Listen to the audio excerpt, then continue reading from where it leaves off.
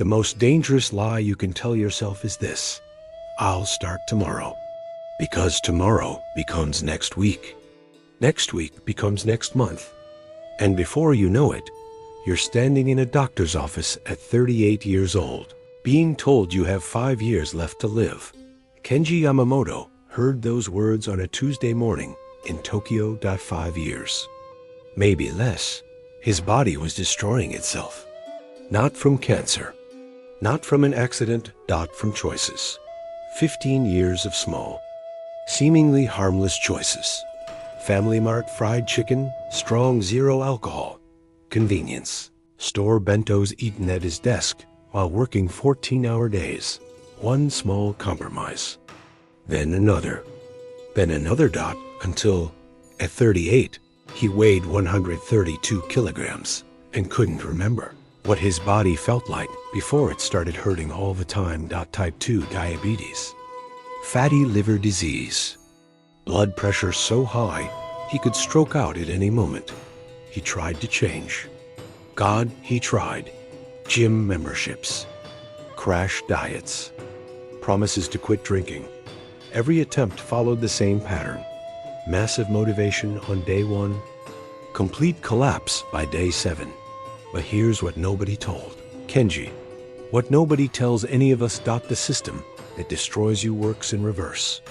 If 1% worse every day leads to death, then 1% better every day leads to life. His grandfather knew this.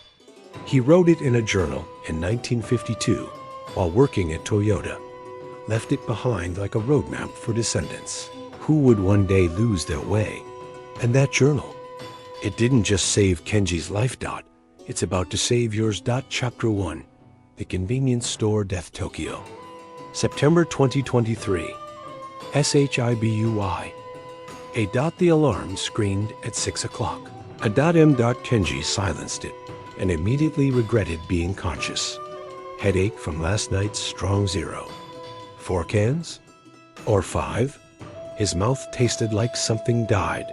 His stomach pressed painfully against his side as he lay there, 132 kilograms stuffed into a tiny one-room apartment. 30-8 years old. Salaryman at a mid-tier trading company. Single, alone. Dying slowly and knowing it. He rolled out of bed, literally rolled. Because sitting up directly made him dizzy, and caught his reflection in the bathroom mirror. When did this happen? His face was round, puffy. Eyes swollen with permanent bags underneath. Skin with that grayish tone that comes from alcohol and processed food, replacing actual nutrition. But it was the belly that made him look away, hanging over his boxer shorts, making him look 50 instead of 38. This is what 15 years of convenience store food looks like. The pattern had started innocently. 20-3 years old. New job. Long hours. Easier to grab Family Mart bentos than cook. Faster to drink strong zero than deal with the stress. One small compromise. Then another. And another. Until, at 38, Kenji literally couldn't remember the last time he'd cooked actual food. Couldn't remember the last day he didn't drink. Couldn't remember what his body felt like before it started hurting all the time. The doctor's appointment was at 10 o'clock. Annual company health screening. Kenji had avoided checking the results from last year. Shoved them in a drawer. Pretended they didn't exist.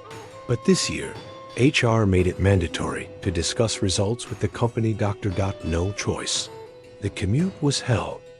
Kuo line during rush hour. Packed so tight, breathing was difficult. Kenji took up more space than he should have. Could feel people's irritation. The way they shifted away. The judgment. In Tokyo, where everyone is slim and disciplined. Being fat is being visible. At the clinic. The nurse called his name. Blood pressure first. Last year. 165 over 105. Dangerously high. The cuff squeezed. Beeped. 170 over 110, the nurse said. Concern in her voice. Mr. Yamamoto, this is very high. Have you been taking your medication? I don't have medication. The doctor prescribed it last year. I didn't fill the prescription. Her face showed what she thought of that decision. Blood test next. Then weight. The body composition. Then I waited in the small room while the doctor reviewed everything. Dr. Tanaka entered. 50-something. Tired eyes that had seen this story too many times. Mr. Yamamoto, your results are concerning. He laid out the papers. Weight, 132 kilograms. BMI, 39.8. Obese class. 2. Blood pressure, 170/110. Stage 2. Hypertension. HbA1c, 7.8%. Type 2 diabetes. Uncontrolled. Liver enzymes. AST 78. ALT 95. Fatty liver disease. Total cholesterol, 267. Dangerously high. You have type 2 diabetes. Your liver is failing.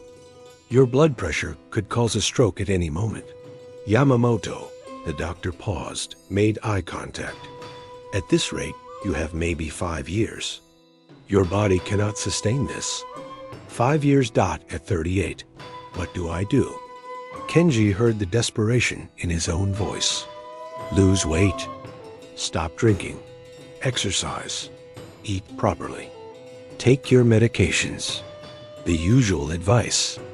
The usual advice that never worked. That Kenji had heard before and failed to follow 100 times. I've tried. I always fail.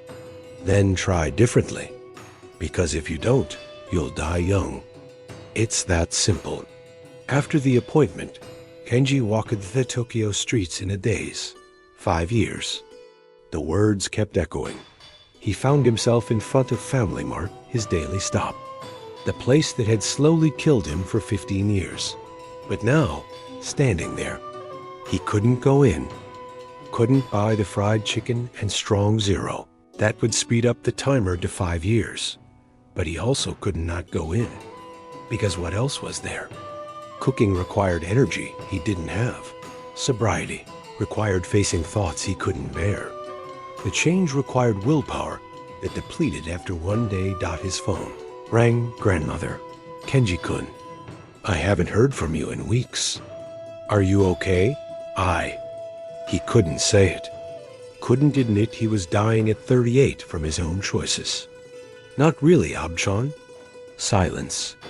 Then come visit me on Sunday. I have something that might help. What is it? Your grandfather's journal. From when he worked at Toyota. Before he got sick. He wrote about something called Kaizen. I think you need to read it. Kenji had heard the word. Continuous improvement. Some factory philosophy. A factory system won't fix my life. Maybe not. But your grandfather used it to quit smoking after 30 years. To lose 20 kilograms. To change everything when he thought it was too late. Just come read it. Then decide. That night, Kenji stood in his apartment, surrounded by evidence of his habits. Empty strong zero cans. Family Mart wrappers. Unwashed dishes. Unchanged clothes. The physical manifestation of 15 years of bad choices. And somewhere in all that mess, a question formed. What if the doctor was wrong? What if 5 years weren't fixed? What if there was a way? Not through Godramic transformation that never worked, but through something else. He'd find out. Sunday. Asterisk Chapter 2. The Grandfather's Secret Sunday. Grandmother's house. Saitama. The train took 2 hours. Kenji bought 3 onigiri at the station, ate them all before SHI and JUKU. By the time he reached his grandmother's traditional house, he was already hungry again. That's what junk food did. Never satisfied. Always wanting more, she opened the door. 87 years old. Tiny, but sharp eyes that missed nothing. Kenji-kun, you look. She didn't finish. Both knew. Inside, she brought green tea in a small wooden box. Opened it to reveal a leather journal. Worn.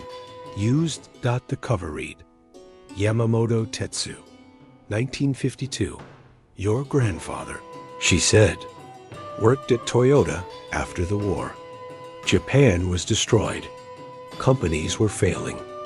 But Toyota had this new philosophy, Kaizen, continuous improvement.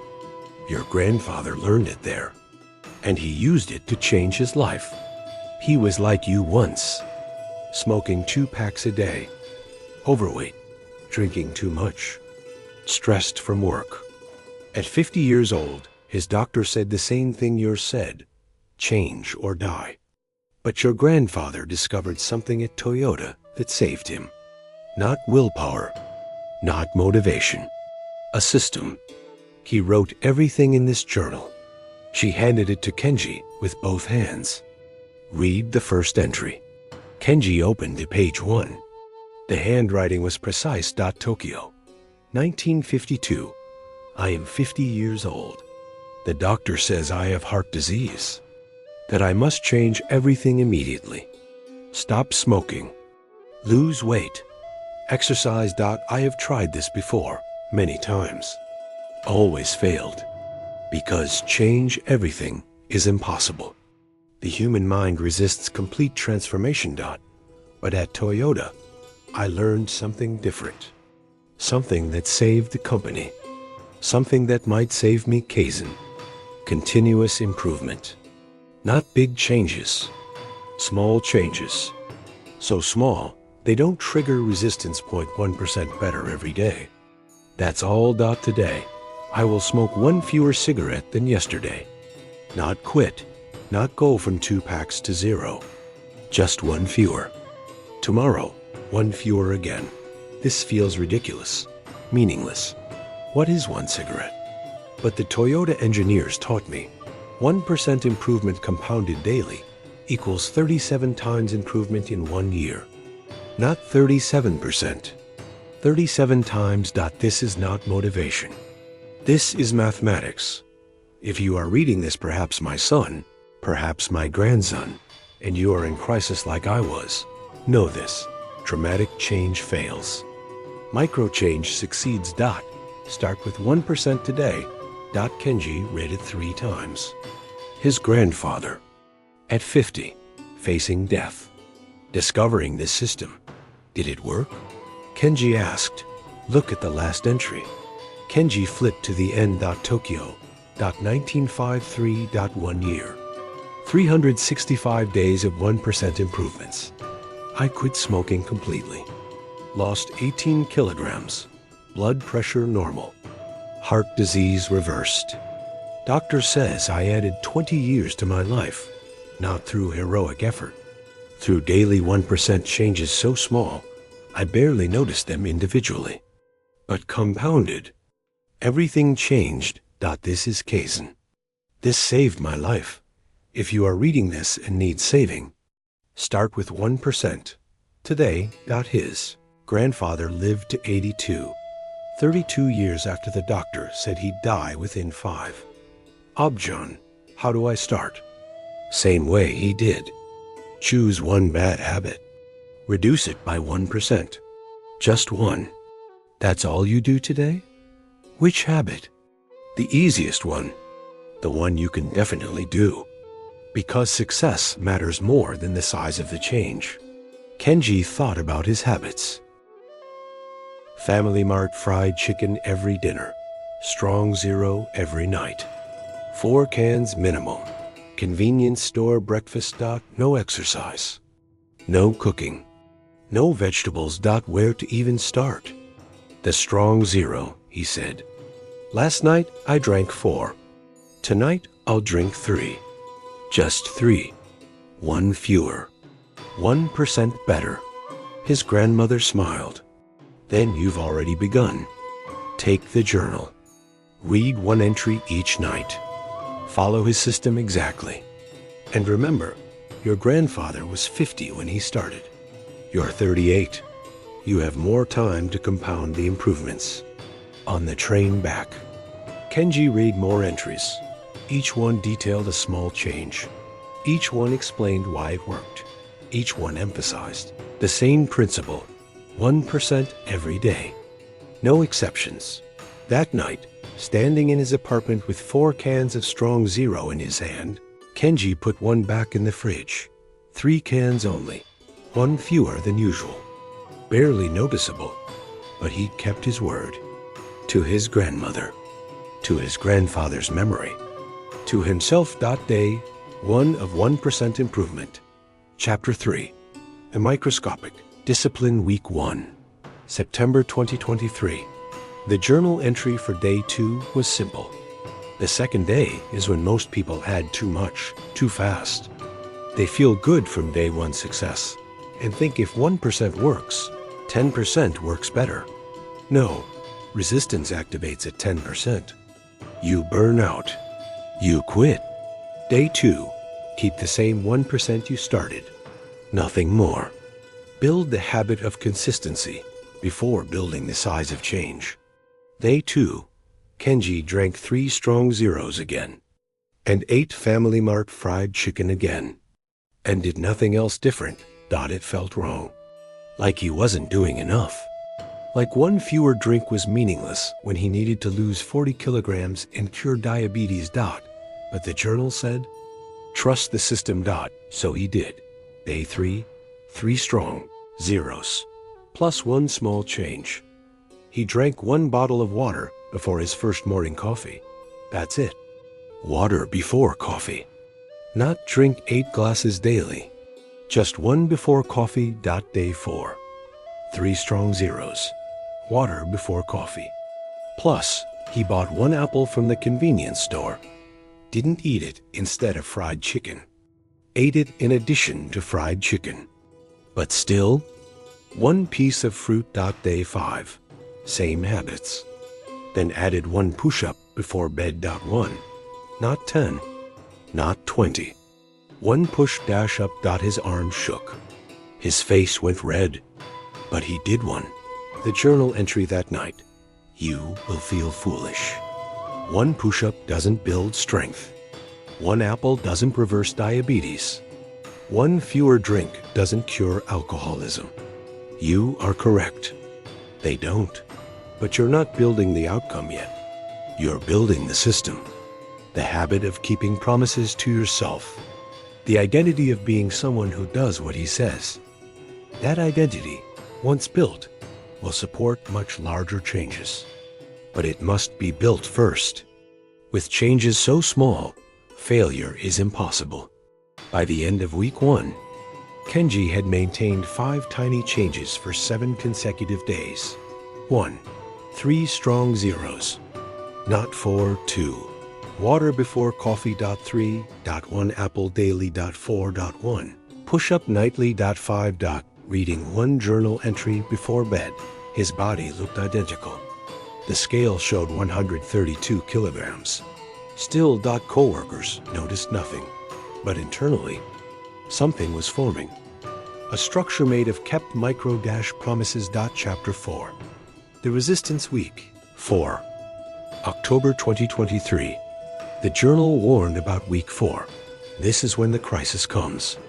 Initial motivation fades. The 1% changes feel pointless. Old habits scream loudly. You will want to quit. Do not quit. Week 4 separates those who transform from those who dream about transforming. If you survive week 4, you will survive to transformation. Day 22. Kenji woke up wanting to quit everything. The habits felt burdensome. 3 strong zeros instead of 4 felt like deprivation. 1 apple felt like performance. Water before coffee felt like a meaningless ritual. And for what? 3 weeks in, he still looked the same. Still fat. Still unhealthy. Still dying. What was the point? He skipped the water that morning. Went straight to coffee. Felt guilty immediately. Butrationalized it. It's just water. Doesn't matter. At work, he bought the fried chicken for lunch. Not from Family Mart, from the actual fast food place that had even more calories. If he was dying anyway, might as well enjoy it. By evening, he stood in his apartment with 4 strong zero cans, ready to drink all of them. Ready to prove that he was right all along. He couldn't change, would never change, was destined to die at 43, just like the doctor predicted. Then his phone rang. Grandmother double quotes Kenji-kun. How is the Kaizen going? I'm struggling, John. Week 4. How did you know? Your grandfather wrote about it. Week 4 almost killed him too. Let me read you something. He heard pages turning. Then his grandmother's voice, reading from the journal. Week 4. I wanted to smoke an entire pack to prove to myself that this was all pointless, that I'd always be a smoker. But then I realized the urge to quit proves the system is working. My brain is fighting because it knows change is happening. Resistance only activates when transformation threatens the status quo. So I made one choice. I didn't try to maintain all my changes. Just one, the smallest one. One fewer cigarette than yesterday. I kept that one promise. That's all. And by keeping one, the others felt possible again. If you are in week 4, do this. Choose your smallest change. Keep only that one today. Tomorrow, add the others back. But today, prove you can keep one promise, even when everything feels impossible. Kenji-kun, his grandmother said gently. What's your smallest change? The water before coffee. Can you do just that? Right now? Kenji looked at the kitchen, walked over, filled a glass of water, drank it before his evening coffee. 1 kpta, promise. Then he thought, I already did that. May as well do the push-up. 1 push-up. Arms shaking. But he did it. Then I already did 2 things. May as well skip the 4th strong 0. By the time he went to bed, he'd maintained all 5 habits. Not because he wanted to, because he'd proven, with the water, that he could keep 1 promise. And 1 led to 2. 2 led to 5. Week 4 survived. The journal entry that night, the day you almost quit, but didn't. That's the day transformation became inevitable. Because you proved you can recover. That failure isn't permanent. That one broken promise doesn't justify complete surrender. This is the difference between those who change and those who stay the same. Not perfection, but recovery. Chapter 5. The compound begins week 12, December 2023. 3 months. 90 days of 1% improvements. 127 kilograms. 5 kilograms lost. Not dramatic, but real. More importantly, the habits had evolved. Kenji now drinks 2 strong zeros on weekends only. Was drinking 4 every night. Drank water before every meal. Not just morning coffee. Ate 1 piece of fruit daily. Had become automatic. Did 10 push-ups nightly. Started at 1. Walked 15 minutes after dinner. New addition. Week 8. Cooked 1 real meal per week. Started week 10. None of these felt hard anymore. They'd become automatic. Part of who he was. Not things he did. At work, a colleague noticed. Yamamoto-san, you look different. Have you lost weight? A little? Diet? Not really. Just small changes. He didn't explain. Didn't mention Kaizen or 1% improvements, because the system was private, personal, not performed for others. Week 12 was also when something unexpected happened. He stopped wanting. Strong 0. Not consciously, not through willpower, but his body, after 3 months of reduced alcohol, no longer craved it the same way. 2 cans on Friday felt like enough. Sometimes he only wanted 1. His identity had shifted. He wasn't trying not to drink. Was someone who drank moderately. Different. Identity. Different behavior. No. Effort required. The journal entry for week 12. By 3 months. You will notice the compound effect beginning. Changes that felt impossible in week 1 now feel natural. This is not because you built willpower. It's because you built identity. Every 1% improvement is a vote for the type of person you're becoming. After 90 votes, that person starts to feel real. You're not someone trying to be healthy. You're someone who is becoming healthy. This shift from trying to being is when transformation accelerates.